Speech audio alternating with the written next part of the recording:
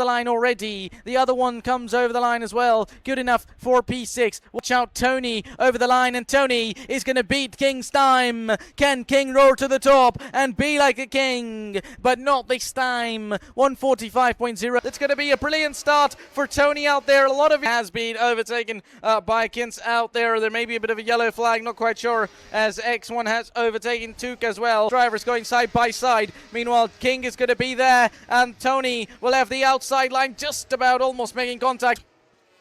But it's now going to be time between King and Kins. Meanwhile, Kins is going to gain a bit of advantage, while and look at that, Kins and Tony out there. He's going to send it on the inside line of Kins, and they nearly make contacts, and I've seen worse starts, but there's going to be now Tony around the outside. Will have the chance, definitely not in terms of Formula 1, and Richard's going to send it on the inside line of the McLaren, and so will Attila send it on the inside of Crank, and gets past out there of staying behind, maybe not for too long, as they sent it into the right-hand side corner and make a move. And even before they could make it up ahead and get past now, or can they make the pass? They'll have a move on the inside line. The Williams driver's just going to give them enough space. Will it be enough?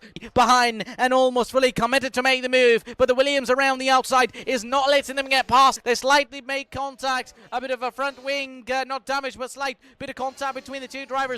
With the wheel touching of the car there. They're going to be wheel to wheel, and the RB gets past Tony, or does either, because Tony nearly comes back at him to take the position back. Nothing is certainly certain at the moment, as they're already now side by side, with both of them nearly running out of battery and almost being on 0%.